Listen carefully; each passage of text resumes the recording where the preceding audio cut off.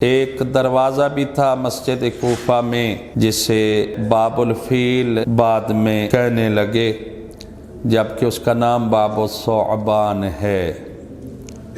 دشمن اہل بیت نے کبھی بھی اہل بیت کی عظمت کو باقی رکھنے کی کوشش نہیں کی، بلکہ ہمیشہ ختم کرنے کی کوشش کی ہے۔ نام تھا باب الثعبان۔ ثعبان کا معنی ہوتا ہے اژدہا، سانپ۔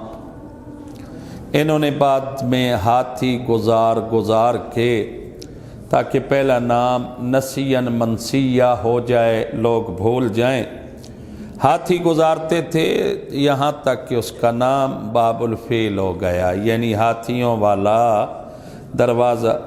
کیوں ایسا کیا گیا؟ یہ بھی بغض علی میں کیا گیا، جیسا کہ ہر ناسبی اور جس کی ولادت ٹھیک نہیں ہے وہ ہمیشہ علی سے بغض رکھتا ہے اور اولاد علی سے بھی بغض رکھتا ہے۔ یقین جانیے محبت علی اور محبت آل علی ایک ایسا تحفہ ہے جو اللہ نے پاکیزہ دلوں میں رکھا ہے۔ ہر دل میں نعمت ولایت علی نہیں رکھی جاتی۔ وہ کیوں کیا؟ ثعبان کا ایک بہت بڑا واقعہ ہے جو میرے مولا و آقا کے حجت ہونے پر اور کائنات کا امام ہونے پر دلالت کرتا ہے۔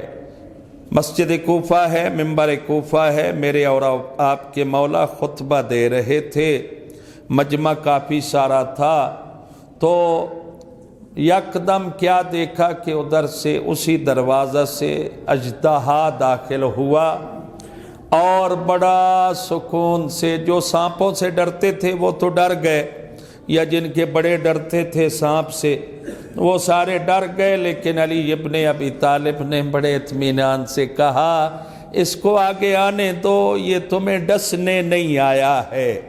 جیسے کہ پیغمبر نے بھی فرمایا تھا کہ روتا کیوں ہے، یہ سانپ تجھے کچھ نہیں کہے گا۔ جب پیغمبر کہہ دے کہ کچھ نہیں ہوتا تو پھر بندے کو مان لینا چاہیے کہ کچھ نہیں ہوگا، کیونکہ ذات پیغمبر پہ یقین ہے۔ تو بہرحال یہ سانپ آیا، اژدہا آیا، اور میرے مولا و آقا کی کان میں اس نے کوئی بات کی تو مولا نے فرمایا انشاءاللہ ہو جائے گا اگر اللہ نے چاہا تو۔ پوچھنے والوں نے پوچھا، اژدہا آرام سے بات کر کے واپس چلا گیا۔ پوچھنے والوں نے پوچھا ڈاکٹر صاحب کہ یہ کیا ہے، کیوں آیا تھا، اور پھر کان میں بات یہ کیسے، اور مولا آپ کو ڈر بھی نہیں لگا ہے؟ مولا نے فرمایا میں حاکم ہوں، وہ محکوم ہے، میں سردار ہوں، وہ رعایا میں سے ہے، اور وہ میرے پاس آیا تھا اور مجھے کہہ کے گیا ہے کہ ہمارے خاندان میں لڑائی ہو گئی ہے، مولا اب جو فیصلہ آپ فرمائیں گے، جو حکم آپ کریں گے، سارے حضرات اسی پہ عمل کریں گے، یعنی انسان نہیں بلکہ حیوانات، چرند پرند سب کے امام علی ابن ابی طالب ہیں۔ یہ ساری باتیں بتاتی ہیں۔ تو بہرحال یہ آرام سے چلا گیا۔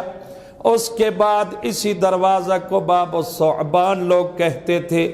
اب جب بھی ثعبان لکھا ہوا نظر آتا تھا یا کہتے تھے تو علی کی عظمت یاد آ جاتی تھی اور وہ واقعہ یاد آ جاتا تھا، تو انہوں نے ہاتھی گزار کے تبدیل کرنے کی کوشش کی، اور جب تک یہ ظالم رہا، طاغیہ جسے صدام کہتے ہیں، تو یہ باب الفیل ہی کہلاتا تھا، لیکن الحمدللہ جیسے ہی یہ زائل ہوا، پھر نار ہوا، اب دوبارہ سے باب الثعبان وہاں پہ لکھ دیا گیا ہے۔